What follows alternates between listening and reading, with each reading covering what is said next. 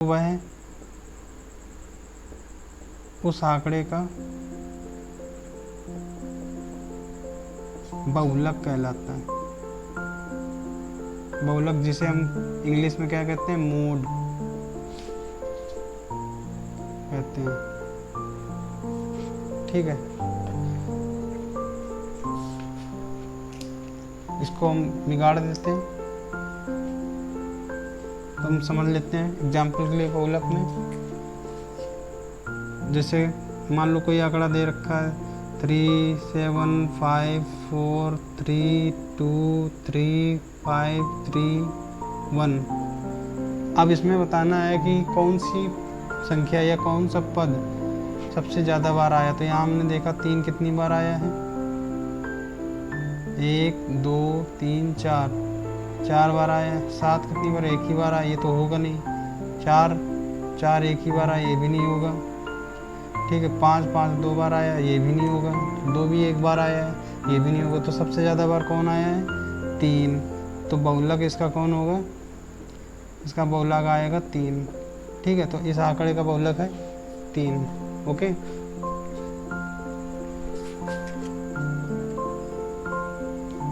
Next बढ़ते हैं बारंबारता की ओर। बारंबारता क्या होता है,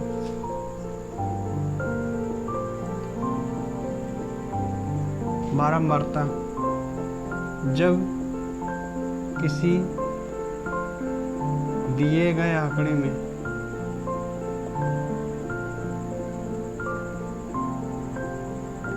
कोई पद जितनी बार आता है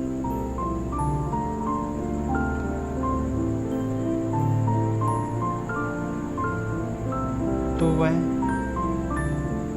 उस पद की बारंबारता कहलाती है।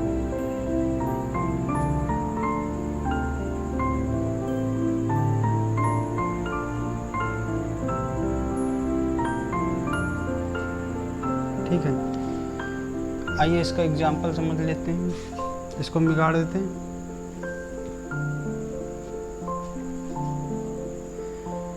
तो जैसे कि कोई आंकड़ा दे रखा है 2 4 3 2 5 3 4 3 2 2।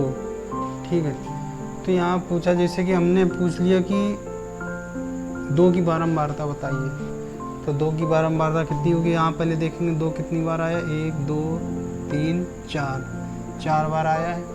तो यहाँ पर 2 की बारंबारता कितनी होगी, 2 की बारंबारता कितनी होगी, 4। ठीक है, ऐसे ही अब पूछ ले 3 की बारंबारता कितनी, 3 कितनी बार आया है, 3 बार। तो 3 की बारंबारता कितनी होगी, 3। ऐसे 4 कितनी बार आया, 2 बार। तो 4 की बारंबारता कितनी होगी, 2। ठीक है, 5 कितनी बार आया, 1 बार। तो इसका मतलब कि कोई संख्या जितनी बार आती है वह उस संख्या की बारंबारता कहलाती है। ठीक है, आ गया समझ में, इसको बिगाड़ देते हैं। अब समझते हैं संचयी बारंबारता। ठीक है,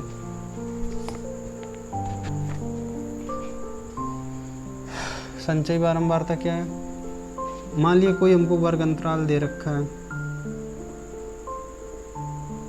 10 से 20, 20 से 30, 30 से 40, आगे इसे डैश, और हमको कोई बारंबारता दे रखी है, कोई पद दे रखा, सॉरी, यहाँ दिया है 4, यहाँ दिया है 3, यहाँ दिया है 2, या मतलब कुछ भी और मान लें, 7 मान लिया। ठीक है, यहाँ बारंबारता है क्या होगी, यहाँ बारंबारता हो गई, मान लो 2 हो गई, यहाँ 4 हो गई, यहाँ पर 1 हो गई। तो इसका संचयी बारंबारता क्या होगी। अब पहले संचयी बारंबारता समझ लेते हैं। संचयी बारंबारता जो मतलब दिए गए आंकड़े में संचित किए गए बारंबारता की संख्या होती है। जैसे कि अब हमने कहा इस पहले अंतराल में बताना कि बारंबारता कितनी है, केवल 4 की बारंबारता कितनी है, 2 है। तो इसकी संचयी बारंबारता कितनी होगी, 2 होगी। लेकिन अब आगे हम बढ़ते हैं 20 से 30 में, तो हम इसको लेकिन गिनेंगे कहाँ से, 10 से लेकर 30 तक गिनेंगे संचयी बारंबारता में। तो इसमें बारंबारता 3 की कितनी आ जाएगी, 4, लेकिन संचयी बारंबारता कितनी आ जाएगी, 4 2 6। ठीक है, इसमें कितनी आ जाएगी, इसे 7 की कितनी 1 है, तो 6 1 7 हो जाएगी। ठीक है, ऐसे ही मतलब संचित की गई बारंबारता को संचयी बारंबारता कहते हैं। ठीक है, मोटा मोटा समझने का तरीका है। ठीक, इतना समझ में आ गया संचयी बारंबारता क्या है।